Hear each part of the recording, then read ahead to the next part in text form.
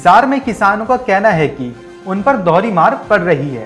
पहले तो बारिश कम होने और गर्मी अधिक पड़ने के कारण पिछले वर्ष की तुलना में इस बार मूंगफली की फसल कम मिली है। अब जब सरकार ने 5280 रुपए मूंगफली के भाव तय कर रखे हैं तो मंडी में ये 3800 से लेकर 4000 रुपए प्रति क्विंटल के रेट में बिक रही है।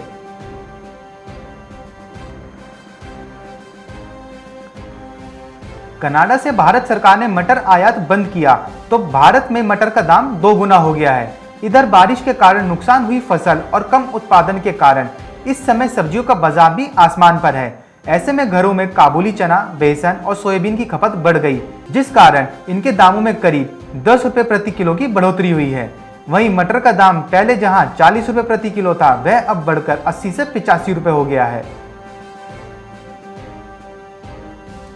पंजाब में दाल और तिलहन अन्य राज्यों से मंगवाना पड़ रहा है या आयात करना पड़ रहा है। इसका मुख्य कारण किसानों के दलहन और तिलहन की खेती से मुंह मोड़ना है। राज्य के किसानों का रुझान मुख्य रूप से गेहूं और धान की खेती की ओर ही है। इस कारण किसानों को फसल विविधता के लिए प्रेरित करने के सभी प्रयास विफल हो रहे हैं। धान और गेहूं की फसल पर एमएसपी मिलने की वजह से किसान दलहन और तिलहन की खेती से दूर रहते हैं। 4 साल पहले की तरह फिर अरहर दाल थाली से गायब हो सकती है।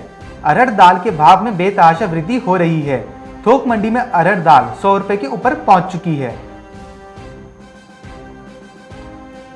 सहारनपुर में पहले दाल के दाम 60 रुपए प्रति किलो थे, जिसमें 15 रुपए प्रति किलो दाल पर बढ़कर अब 75 रुपए प्रति किलो पहुंच गए हैं।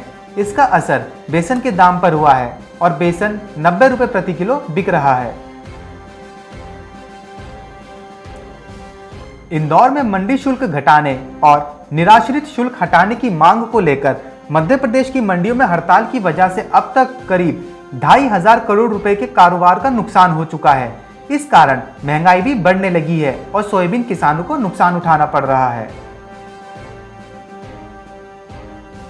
केंद्र ने कहा है कि खरीफ धान की खरीद सुचारू रूप से चल रही है और पिछले 9 दिनों में किसानों को 1511.13 करोड़ रुपए का भुगतान करके एमएसपी पर 8 लाख टन से अधिक की खरीद की गई है। यूपी के पीलीभीत में कोरोना काल में राज्य सरकार ने फल और सब्जी पर मंडी शुल्क खत्म कर दिया है। अब सिर्फ 7 सब्जियों को छोड़कर अन्य पर मात्र 1% यूजर चार्ज यानी सेवा शुल्क ही देना होता है। इससे एक साल में मंडी प्रशासन को 60 लाख से ज्यादा का नुकसान हो रहा है। मार्च महीने में 180 रुपए किलो बिकने वाली काली मिर्च कोरोना से लाल होकर 240 रुपए के भाव पर पहुंच चुकी है। इसी तरह 2300 रुपए किलो बिकने वाली हरी इलायची अभी 3000 रुपए प्रति किलो मिल रही है। इलायची की कीमत में 30%, हल्दी में 25%, लौंग में 15%, अजवाइन में 21% और दालचीनी में 18% की वृद्धि हुई है। काली मिर्च के भाव में सर्वाधिक 33% की वृद्धि है। बिहार के मधेपुरा प्रखंड क्षेत्र में बीते एक सप्ताह से लगातार हो रही बारिश से जहां आम लोग परेशान हैं, वहीं आलू उत्पादक किसानों के आफत की बारिश साबित हो रही है। किसानों को आलू की खेती से कुछ उम्मीद जगी थी, लेकिन कुछ दिनों से लगातार हो रही बारिश से उनकी उम्मीदों पर पानी फिर चुका है। Bureau report, market times TV.